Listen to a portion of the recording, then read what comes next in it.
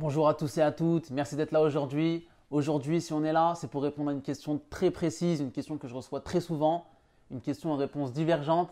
Est-ce que le trading, c'est licite dans l'islam? Alors moi, personnellement, je ne peux pas y répondre. C'est pour ça que je suis aujourd'hui avec Younes. Donc merci d'être là aujourd'hui. Je t'en prie, je te Merci remercie. d'avoir accepté mon invitation. De rien. Donc est-ce que tu peux te présenter pour toutes les personnes qui ne te connaissent pas? Donc moi je m'appelle Younes, je suis de base ingénieur de formation. J'exerce en tant que consultant et je me suis spécialisé également un petit peu dans les sciences religieuses islamiques et aussi dans la finance dite islamique. J'ai un diplôme, un executive master, un bac+6 en finance islamique fait à l'université de Paris-Dauphine qui est réputée pour la finance. Donc tu as eu ton diplôme. Et par exemple, avec ce diplôme, tu peux faire quoi comme métier? Alors il y a énormément de métiers. En France c'est un peu difficile parce qu'il n'y a pas énormément beaucoup d'opportunités. Mais en général les gens qui finissent de ce diplôme et qui veulent travailler de ce diplôme-là, ils s'expatrient dans les pays du Golfe ou en Angleterre où tu peux être ce qu'on appelle un asset manager. Tu peux t'occuper des actifs et des portefeuilles d'argent des gens. Tu peux travailler dans les banques dites islamiques. Tu peux travailler dans beaucoup de systèmes et beaucoup de monde. Après toutes les banques, etc. Et tout, tu sais, c'est beaucoup de sujets de divergence. Mais nous, on va se focaliser un petit peu sur la question qu'on t'a posée. Exactement. Alors, je vais te présenter mon cas. Mon cas personnellement, c'est le cas de plein de personnes qui vont regarder cette vidéo. Moi, je trade, par exemple, sur les indices boursiers, l'or, le pétrole, le forex, de temps en temps aussi les crypto-monnaies. Alors, principalement, c'est des trades que je prends, par exemple, qui vont durer la journée, qui vont durer une semaine, 2 semaines, ça dépend. À l'aide d'effets de levier, il y a des frais aussi. Alors, est-ce que ce trading-là, il est licite? Alors, premièrement, je vais peut-être te décevoir et décevoir la plupart des spectateurs qui s'attendaient à une réponse concise et claire. Je ne peux pas apporter une réponse oui c'est halal, non c'est haram. Mais je vais essayer d'apporter des éléments qui vont permettre aux gens d'un peu plus comprendre ce que c'est que la finance, surtout islamique, pour qu'ils puissent eux-mêmes peut-être un peu plus avoir des outils qui leur permettront d'un peu mieux piloter leur vie.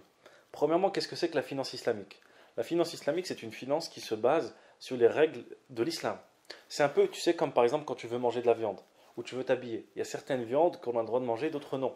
Quand on veut s'habiller, il y a certains types de vêtements qu'on a le droit de porter et d'autres non. Par exemple, un homme n'a pas le droit de porter des vêtements en soi en islam. Tu vois? Et pour la finance, c'est la même chose. Allah dans le Coran, il dit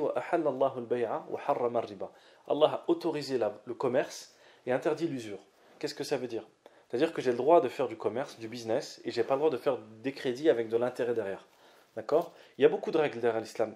Il y a également aussi, par exemple, la règle de l'incertitude, dans laquelle j'ai pas le droit de rentrer dans un contrat dans lequel il y a une forme d'incertitude. Par exemple, imagine que toi, tu as des téléphones et que moi, je viens, je te dis, vends-moi un de tes téléphones. Mais moi, je ne sais pas quel type de téléphone tu vas me vendre et qu'on se met d'accord sur un prix. Tu me dis, ok, je vais te vendre un téléphone à 400 euros. Je ne sais pas si c'est un Huawei, un iPhone ou autre. Ça, c'est pas permis. Il faut qu'on définisse clairement les modalités du contrat. Et pour comparer avec le trading, Ouais. par exemple, si maintenant j'achète le DAX 30 à 12 350, Ouais. c'est un peu une forme d'incertitude parce que je ne sais pas à combien il sera dans 2 heures. Alors, c'est totalement différent. Là, c'est un investissement Ok. futur dans lequel tu as potentiellement le droit. Mais on va rentrer un peu plus en détail là-dessus. Par exemple, moi, je peux acheter des chaussures, des paires de baskets. Et ces paires de baskets, en fonction de la mode, elles peuvent monter ou elles peuvent descendre. Tu es d'accord avec moi? Parfois, tu peux les acheter un peu trop tard et il y a une nouvelle mode chez Nike ou chez Adidas et tu te retrouves avec un lot qui va baisser. Donc, il y a quand même un risque. Ça, c'est halal. Ce qui n'est pas permis, c'est l'incertitude sur le produit en lui-même. Ce n'est pas sur l'avenir. D'accord? C'est-à-dire que je ne sais pas quel type de produit. Imagine, je te vends un lot de baskets et ce lot de baskets, tu ne sais pas ce qu'il y a dedans, quelles sont les tailles. Là, c'est pas permis. Par contre, si tu sais quels sont les produits, mais évidemment, tu ne sais pas s'ils vont monter ou descendre, là, tu as le droit. Tout à l'heure, tu me parlais les obligations, par exemple. Oui. Les obligations, les produits dérivés. Alors, regarde, pour faire simple, comme on a dit, la finance islamique, tu as le droit d'investir dans le commerce, tu as le droit d'investir dans les choses qui sont licites, et il y a des choses qu'Allah nous a interdites en islam. Maintenant, entre guillemets, dans tout ce qui est trading, il y a trois types de produits principaux. Tu as les titres obligataires, pardon, les obligations, premièrement. Ensuite, tu as les actions boursières. Et troisièmement, tu as ce qu'on appelle les produits dérivés, dans lesquels tu as les futurs, les swaps, les options, les forwards et tout ce qui s'ensuit. En ce qui concerne les titres obligataires, Tu veux dire quoi par forward pour toutes les personnes qui connaissent pas? alors le forward, normalement, c'est un type de contrat futur dans lequel, en fait, on délivre la marchandise et le bien à une date qui est ultérieure. D'accord? En ce qui concerne les titres obligataires, ça n'est pas permis en islam. Pourquoi? Eh bien parce que, en fait, une obligation, c'est simplement un achat de dette. C'est-à-dire que j'achète un crédit. Un crédit qui de base est haram. D'accord? Donc ça, c'est pas permis. Les obligations, les actions pardon, boursières, ça, c'est halal dans certains cas. On va voir pourquoi. Et les produits dérivés, de manière générale, de base, ce n'est pas permis également parce qu'ils considèrent qu'il y a trop d'incertitudes dedans. Après, il commence à y avoir un petit peu plus de produits dérivés dits islamiques maintenant. On ne va pas rentrer dans le sujet. On va se focaliser aujourd'hui. Je pense que le mieux, comme tu as dit, pour parler un peu du DAX ou de n'importe lequel autre, des actions boursières. Vraiment, les actions que je vais investir en bourse. Pour ces actions boursières, pour expliquer un petit peu ce que c'est, pour reprendre un peu le schéma, imagine que toi, demain, tu veux ouvrir un restaurant. Et tu as besoin de 50 000 euros pour ouvrir un taco sur Lyon. D'accord? Tu n'as pas les fonds propres. Tu as plusieurs types de financement que tu peux faire. Le premier, c'est que tu peux te faire prêter de l'argent. Si tu te fais prêter de l'argent en islam, tu dois te faire prêter à taux zéro. C'est-à-dire que si tu viens me voir moi, tu me demandes 50 000 euros, que je n'ai pas bien évidemment, mais admettons que je les ai. Si tu me les demandes, eh ben, tu vas devoir me rendre 50 000 euros. Avec une échéance, il faut qu'on l'écrive. C'est ce qui est écrit dans le Coran. Il faut qu'on écrive avec 2 témoins. Allah, c'est ce qu'il nous demande. D'accord? C'est une dette. Après, tu as l'investissement dit de Mudaraba, dans lequel moi, je vais t'apporter l'argent et toi, tu vas travailler. D'accord? Mais ça, en contrepartie, on va se mettre d'accord, toi et moi, pour que j'ai une partie du bénéfice. C'est logique. Donc, je vais investir avec toi. Et si j'investis, bah, c'est comme tout à l'heure quand tu m'as parlé de je ne connais pas le prix futur ou pas, il se peut que j'investisse et que notre commerce, il ne marche pas. Et il se peut que j'investisse, toi et moi, et que notre commerce, il marche tellement bien qu'on fasse un peu comme au tacos, qu'on en ouvre plein en France. Au tacos, ils ont commencé avec un restaurant, puis 2, puis 3, puis 4. Et puis maintenant, ils sont plus de 200. Et tu as certains restaurants, ils en ouvrent un, et au bout de 6 mois, ils ferment. Tu vois? Donc là, c'est halal. Après, par exemple, tu vas me dire, oui, mais je te donne 50 000 euros, combien tu vas me donner en retour? Ça, c'est à nous de le définir. On va valoriser à peu près le projet.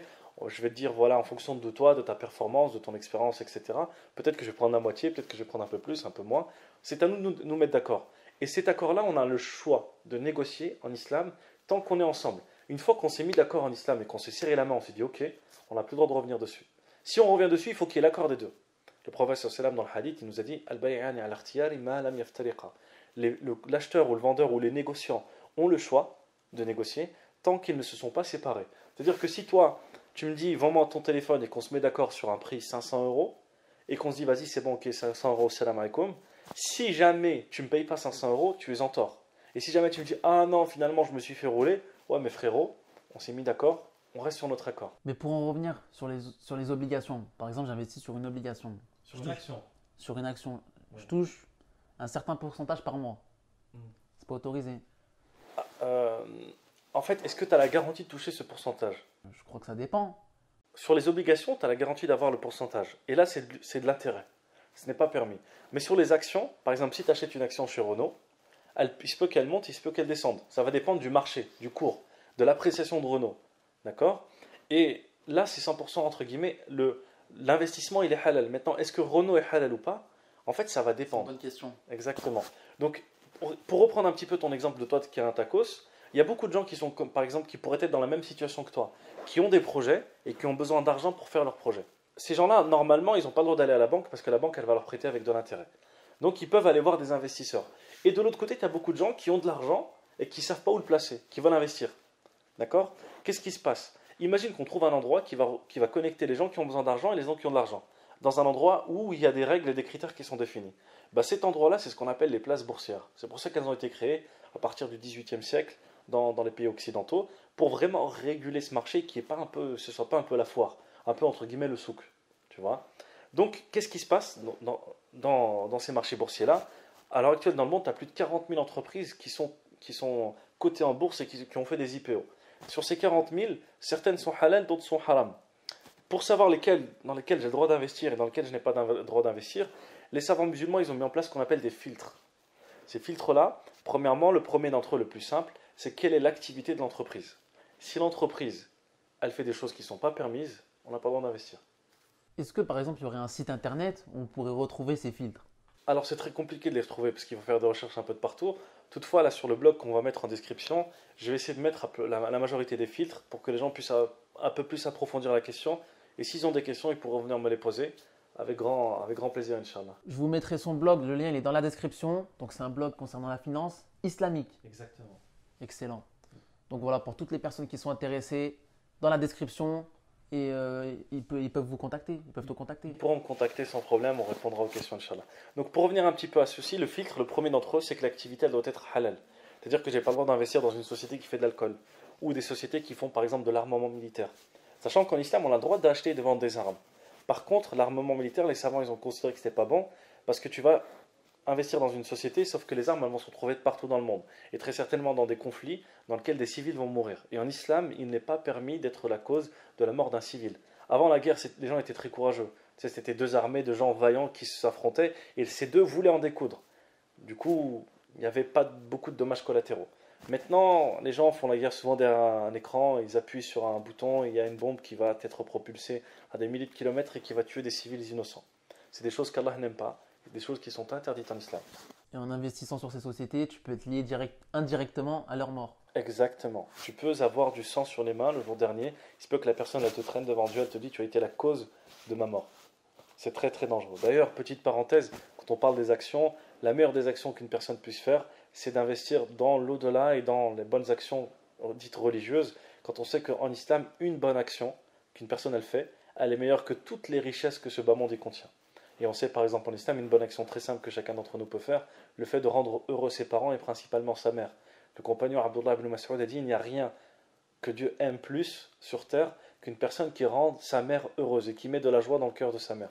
Donc faire preuve d'un peu d'attention avec sa mère, lui sourire, lui obéir quand elle nous demande quelque chose, lui acheter un petit cadeau, c'est des choses qui rendent Dieu heureux. Et si Dieu est satisfait de toi et tu l'as rendu heureux, sache qu'il mettra la baraka dans ta vie et que tu seras toi aussi heureux. Bien sûr, tu as beau avoir le million, ce que tu veux. Après, quand tu vas partir, tu partiras qu'avec un tissu. Exactement, tu partiras avec un tissu blanc qui n'a pas de poche. Des fois, je réfléchis. Comment je peux te dire ça? Et je me dis que tout ce qu'on fait là, tu sais, tous les jours, on se bat pour l'argent. Et au final, on va partir. Alors là, c'est une très belle question que tu poses. Comment doit se positionner le musulman vis-à-vis de l'argent? D'un côté, tu as les juifs. Les juifs, eux, dans leur religion et dans leur doctrine, il est bon de faire de l'argent et on doit en faire quels que soient les moyens. De l'autre côté, tu as les chrétiens qui, dans leur doctrine et dans leur religion, l'argent c'est quelque chose de mal. Chez nous, les musulmans, c'est ni mal ni bon. Il faut que l'argent soit dans tes mains et pas dans ton cœur. C'est-à-dire que le prophète sallam dans le hadith. On va savoir ça. Exactement. Dans tes mains et pas dans ton cœur. Exactement. Le prophète sallam a dit que le musulman fort et riche est meilleur que le musulman faible et pauvre. Pourquoi? Parce que si tu es un bon musulman et que tu es riche, qu'est-ce que tu vas faire? Tu vas faire du bien avec ton argent. Mais si tu es un mauvais musulman ou tu es une mauvaise personne et que tu as de l'argent, tu vas faire du mal. Tu vas prendre les gens de haut. Tu vas dépenser ton argent dans des choses de gaspillage qui sont mauvais. Tu vas peut-être même toi-même changer tes attitudes avec les gens. D'accord? Changer, par exemple, cette vidéo, si, par exemple, cette question, le trading, est-ce que c'est licite? Moi, ça m'arrange que je dis oui. Tu vois pas? Voilà. Effectivement, oui, il y a beaucoup de gens qui vont fermer les yeux sur certains Exactement. principes. Qui vont dire, bah c'est pas grave, tant que c'est bon. Tu sais, c'est un peu comme le Big Mac du McDo. Certains, ils le trouvent tellement bon qu'il peu importe si c'est halal ou pas. Voilà. Tu vois? Bah là, c'est à peu près la même chose. Il y en a qui voient tellement d'argent dans la bourse qu'ils vont même plus se poser les questions ou qui vont essayer de trouver les réponses qui vont avec leur intérêt. D'accord? Donc, alhamdoulilah, on demande à Dieu de guider tout le monde et ces gens-là, on les incite à vraiment faire attention parce que la vie, c'est pas un jeu, c'est pas un Monopoly avec des cartes. On paye de nos actes et un jour, on va se retrouver devant Dieu et on va devoir payer de nos actes. Donc, en fait, en islam, l'argent n'est ni bon ni mauvais et c'est à nous de faire attention à comment on le gagne et surtout comment on le dépense. Mais si tu gagnes beaucoup d'argent et si tu es un bon musulman, il n'y a aucun mal. Il n'y a aucun mal à vivre bien, avoir une grande maison. Le professeur sallam dans le hadith, il a dit, ils font partie du bonheur trois choses. La bonne maison, la grande maison large et suffisante, la bonne monture, c'est-à-dire la bonne voiture, et la bonne épouse. Et dans une autre riwaya, dans une autre version, le bon voisin. C'est-à-dire que si tu as ces trois choses-là, tu as une partie du bonheur sur terre. Le fait d'avoir une belle maison, le fait d'avoir une belle voiture, ou une bonne voiture, pas une petite Peugeot toute vieille qui va te faire des problèmes toutes les 3 mois mécaniques, tu vois, et le fait d'avoir un bon voisin ou d'avoir une bonne épouse. Ça fait partie du bonheur. Donc on n'a pas ce complexe vis-à-vis de l'islam. Allah est beau, dans le hadith, le prophète sallam a dit, et il aime la beauté. C'est-à-dire que le fait, par exemple, de porter des beaux vêtements, tant qu'il respecte l'islam, il n'y a pas de mal. Par exemple, on sait qu'en islam, l'homme et la femme ne doivent pas porter des vêtements trop serrés, ou l'homme n'a pas le droit de porter des vêtements en soie. Tant qu'on respecte ceci, alhamdoulilah, le reste, il n'y a aucun mal là-dessus. D'accord? Pour revenir un petit peu aux filtres, donc on a dit qu'il y en avait plusieurs. Et en fait, sans même parler de ces filtres, moi par exemple qui ne connais pas la bourse, si je veux investir, je vais avoir du mal parce que je ne peux pas suivre toutes les entreprises du monde. Qu'est-ce qu'on fait les Occidentaux? Beaucoup trop, comme tu l'as dit, 40 000 plus, exactement, plus de 40 000. Plus de 40 000, ouais. Donc qu'est-ce qu'ont fait les Occidentaux? Ils ont mis en place des indices. Comme tu connais le SPX, le DAX 30, le CAC 40, le JP Morgan. Le Dow Jones, le UK 100. Énormément. Les musulmans de l'autre côté, ils ont commencé à s'organiser et prendre tous ces filtres et mettre en place au travers de ces filtres ce qu'on appelle des indices islamiques. tu as le Dow Jones islamique, tu as le FTSE Sharia, tu en as beaucoup d'autres qui ont été développés et qui permettent, entre guillemets, à une personne qui ne maîtrise pas beaucoup de pouvoir suivre ces indices-là et pouvoir être, entre guillemets, dans les clous eh bien, de la religion et de pouvoir investir proprement. La question, en fait, entre guillemets, que les gens y posaient, est-ce que investir en bourse c'est halal ou c'est haram? En fait, ça dépend. Il y a beaucoup de critères. Exactement. Et parmi l'un des critères les plus compliqués, c'est en fait, entre guillemets, dans ce qu'on appelle les passifs, dans les dettes de l'entreprise, est-ce qu'elle utilise beaucoup de crédits ou pas? Est-ce que la société, elle se finance avec des crédits avec de l'usure? Certains savants disent que s'il y en a beaucoup, eh ben, l'entreprise devient illicite. Et on ne peut plus y investir. Mais ça, personnellement, nous, les particuliers, on ne peut pas forcément le savoir. Exactement. C'est très difficile. Et en plus de ceci, le financement de l'entreprise, il varie. Il se peut qu'aujourd'hui, elle contracte une dette et qu'au bout de 6 mois, elle a payé sa dette et qu'elle n'utilise plus d'intérêt.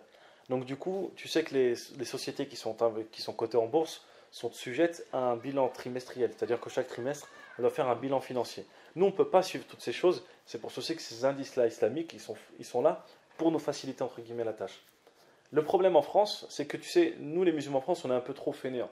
Et on n'est pas trop souvent bien organisé par rapport à d'autres pays. Ce qui fait que ces indices boursiers, on n'y a pas accès. Ah, on n'y a pas accès en France. Très difficilement, et très difficilement. Il faut rentrer dans un portefeuille, dans un fonds d'investissement, et tu sais très bien qu'un fonds d'investissement, pour entrer, le droit d'entrée, il n'est pas à 500 euros. Exactement, c'est pas pour les petits. Exactement, c'est pas pour les petits comme nous. Et tu me parlais donc des indices boursiers islamiques. Exactement. Il n'y aurait pas un broker qui les propose? De mémoire, je ne sais pas du tout, je ne connais pas. Après, peut-être que toi, tu as une solution. Bah moi, personnellement, je travaille avec Vantage FX et le broker avec qui je travaille, il propose des comptes islamiques. Alors sans frais, sans swap, il parle même d'indices boursiers islamiques, de pétrole islamique aussi. Et donc voilà, moi, personnellement, je ne sais pas si c'est licite ou pas. Et ils ont même comment on appelle ça? Un certificat. Ah oui, alors regarde, dans la finance islamique, toutes les structures qui veulent travailler dans la finance islamique, eh bien, elles se doivent de se doter de ce qu'on appelle un Sharia Board. Un Sharia Board, c'est un bureau qui va s'occuper de la conformité des produits vis-à-vis de la religion musulmane ou de ce qu'on appelle la Sharia. D'accord? Ce Sharia Board doit être composé de gens compétents. Le problème de ces Sharia Boards, c'est que certains sont bons et d'autres sont mauvais. C'est un peu comme tu sais, les certificats pour la viande. Tu sais, tu as des certificats comme AVS, Shahada ou autres où on sait que c'est halal quasiment les yeux fermés, et d'autres où c'est beaucoup plus douteux. Le mec, peut-être qu'il a pris un papier, il a signé un truc, il a dit voilà, j'ai un certificat que ma viande elle est halal. C'est comme le boucher. Certains bouchers, on sait très bien que ça sent très mauvais et on sait très bien qu'il ne fait pas forcément que de la viande halal, qu'il doit mélanger des choses. Et même, tu sais, dans les années 2000, avant que tout ça s'organise un peu plus, il y a eu énormément de scandales. Moi, je me rappelais quand dans les années 2000, il y avait eu un article qui était paru. Une étude disait que 80% des kebabs vendaient de la viande de cochon. Tu vois? Comme à Bali, quand j'y étais allé, bah, c'était pas des rumeurs, c'était sûr. Par exemple, au lieu de mettre de la viande, ils mettaient du chien à la place. Voilà. C'est un peu compliqué. C'est un peu compliqué. Donc, est-ce que cette entreprise-là ou ce compte islamique-là est 100% halal? Je ne peux pas me positionner dessus. Il faut creuser un peu plus. Il faut vérifier que les indices sont vraiment entre guillemets conformes à la charia. Il faut voir ce que ce certificat il vaut réellement et après se positionner. Mais je pense que plutôt que de se poser la question en tant que consommateur d'indices, nous les musulmans, on doit se poser plutôt la question de qu'est-ce qu'on doit produire pour pouvoir arriver à ce niveau-là. Par exemple, tu sais que pour l'achat des maisons, beaucoup de musulmans se posent la question comment je peux faire pour devenir propriétaire sans passer par la banque. Parce que la banque elle te finance maintenant à des taux qui sont très très bas. En France, beaucoup de gens se sont orientés vers la banque. Dans les autres pays, les musulmans se sont organisés. Et ils ont développé beaucoup de solutions de ce qu'on appelle des banques islamiques. Certaines sont halal, d'autres sont haram, on ne va pas rentrer dans le sujet. Mais ils ont eu au moins le courage, tu sais, de s'organiser. Et nous, en fait, tous ceux qui regardent la vidéo, c'est à nous de nous organiser, entre guillemets, pour pouvoir proposer des solutions, entre guillemets, pour que les gens puissent, eh bien, épargner les yeux fermés. On a pu, tu sais, depuis quelques années, là, depuis 20-30 ans, on a pu avoir des restaurants halal, où on sait quasiment, les yeux fermés, que c'est halal. Maintenant, alhamdoulilah, quand tu vas chez quelqu'un, tu lui demandes si c'est halal, c'est quasiment sûr que c'est sérieux.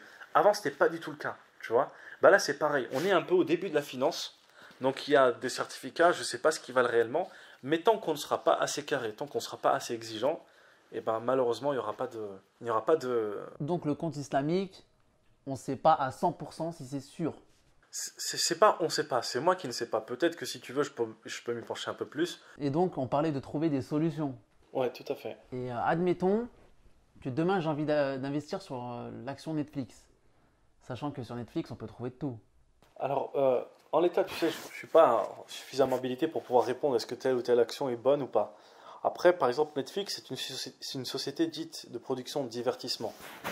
Beaucoup de savants musulmans considèrent que les sociétés dites de divertissement et non utiles, donc qui rentrent dans une forme de futilité, ne sont pas permises.